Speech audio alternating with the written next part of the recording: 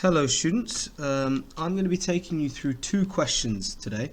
Both questions are coming up on the test that you're going to be sitting later this week. So the first question is this one here in front of you. This is about probability. So we'll just take a read through it together first.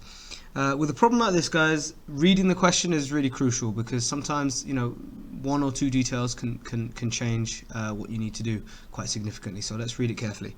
There are some ice lollies in a freezer. The flavor of each ice lolly is banana or strawberry or mint or chocolate. Julius takes at random an ice lolly from the freezer. The table shows the probabilities that the flavor of the ice lolly that Julius takes is banana or strawberry or chocolate. Work out the probability that the flavor of the ice lolly that Julius takes is either strawberry or mint. Now, the first thing to remind all of you is when you're dealing with probability like this, so these probabilities are given to you as decimals, we're talking about something called relative frequency. Another way, if it helps, you could think about this as percentages. So that's 25%, that's 41%, and that's 17%. Okay, so what I'm basically saying is I've got a 25% chance of picking a banana, 41% chance of picking a strawberry flavour, and a 17% chance of picking a chocolate flavour. Now, the mint is the other one, okay? Now, reading the question again, the flavour of each ice lolly is banana or strawberry or mint or chocolate. There are no other flavours, yeah? That is the end of the sentence. So, what I know, therefore, is that these four numbers, whatever the missing one is, if I just call it maybe X, these four numbers added together are going to add up to make 1, or alternatively, if you prefer, 100%.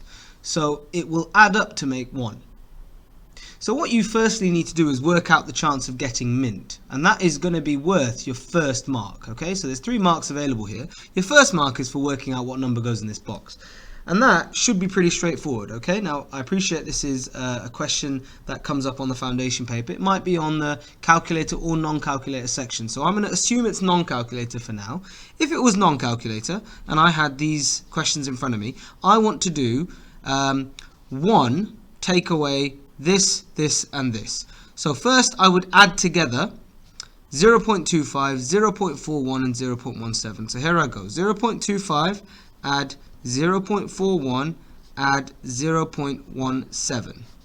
Now I'm going to add these together using column addition. 5 add 1 is 6, 6 add 7 is 13. 3 down there, and you carry the 1 underneath onto the next column.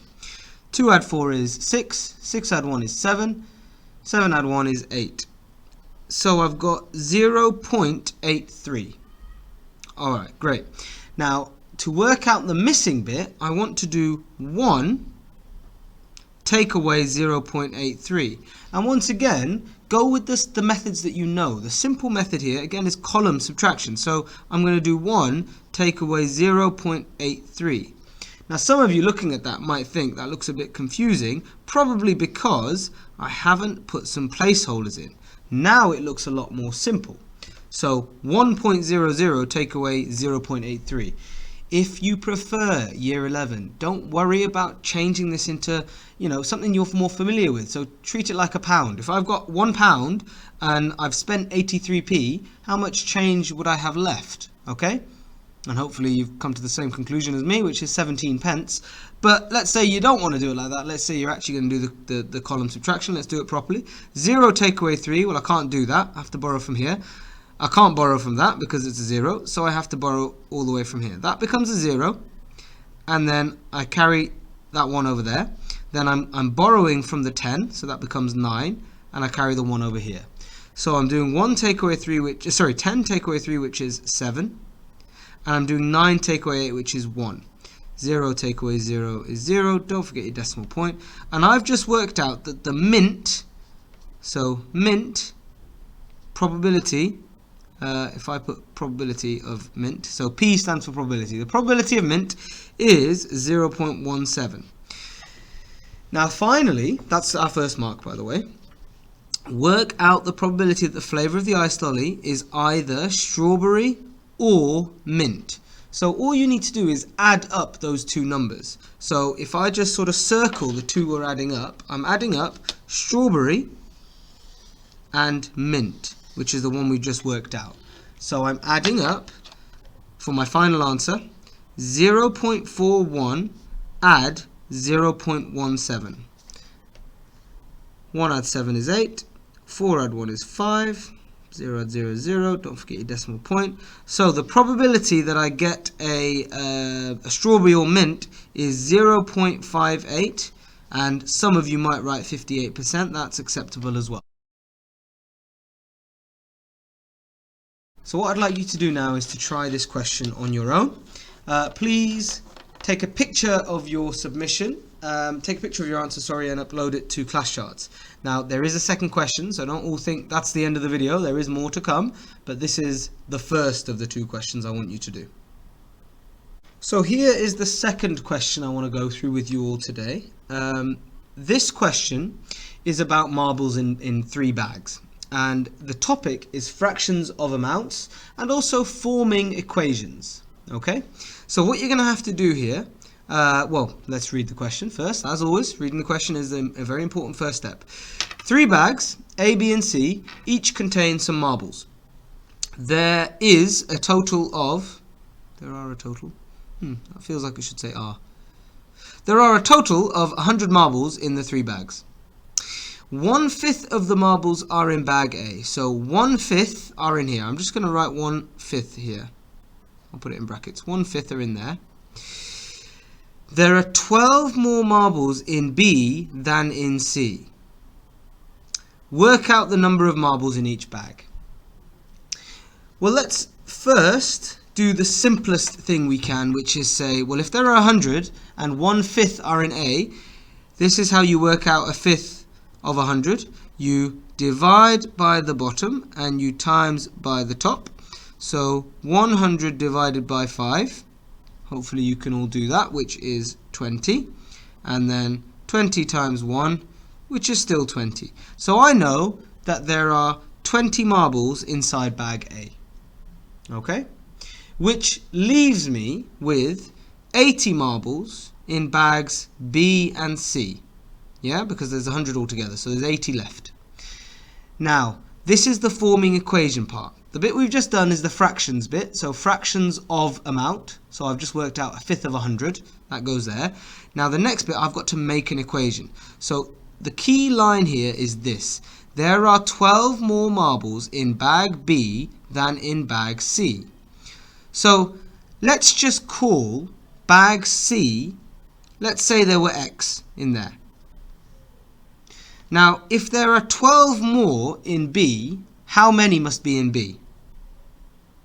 Hopefully, you're all talking to your screens at the moment and saying X plus 12, and that is correct. So, X in C, if they've told you there's 12 more here, then that means it's X plus 12. And remember what we just said, these two added together must add together to make 80, because 80 and 20 makes my 100 total, yeah? I'll just put 100 in a big box here. Alright, so it's got to be these two added together to make 80. So let's make that equation. I'm going to write it underneath here. Okay, I'll just put a little line. That was the first bit. I'll put a number 1 there. That was the fractions part. The second part is the making equation bit. So we're doing X plus 12, that's bag B, plus X, that's bag C, equals 80. Now, hopefully, I'm thinking of my set 3 right now. They should be able to do this now without any help. And I hope also that the set 4s can also have a good go at this. The set 5s might need a bit of help now. So what you've got to do next, guys, is collect the terms. So we collect together the x's. So I've got 1x and another x, that's 2x. There's no other numbers on the left-hand side, so they just stay together. That's just 12. And equals 80 stays where it is on that side. Now, I'm going to subtract 12 from both sides. I've got to do the opposite of this plus 12. So I'm going to minus 12 from that side. And as you should know, whatever you do to one side, do to the other. Minus 12 from the other. That leaves me with 2x equals 80 take away 12 is 68. And finally, to get rid of the 2x means 2 times x. The opposite of times by 2 is divide by 2. So I'm going to divide both sides by 2, which will give me x equals 34. So I haven't yet finished the question, but I've nearly finished, okay? So at the moment, I know how many marbles are in bag A.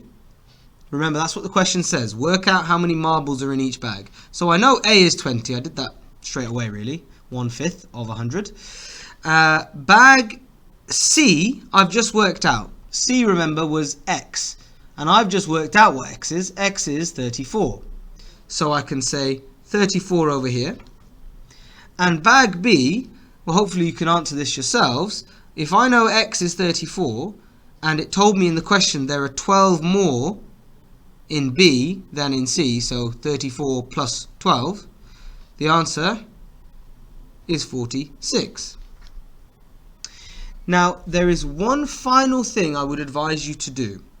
And again, I'm seeing the faces of my year 11 set 3 right now, and they're all hopefully saying this out loud right now, which is you can check your answer yourself, all right? How can I check my answer? Return back to the question. I'm going to give you a big hint and circle this number. Yes, you can add them together and it should make 100. So I'm just going to check that I've done this right. 20, add 46, add 34. And if the answer is 100, I can be pretty confident I've done this right. 0, add 6, add 4, that's 10. 2, add 4, add 3, that's 9. Plus another 1, that's 10. 100. Magnificent. So, that is how you answer this question. Part 1. Fraction of amount, divide by the bottom times by the top. Part 2, make the equation based on what they've told you in the question. 12 more in B, so this is x plus 12. If C is x, then B must be x, add 12, because there's 12 more. So here, year 11 is the question I want you to try. Can you please attempt this question, take a picture of your answer, and upload it to class charts when you are done. So this homework should have two pictures uploaded, okay? One with the probability question with the ice cream flavors, ice lolly flavors, and a second one with this marble question. Good luck, and please make sure you get your homework submitted on time. Thank you.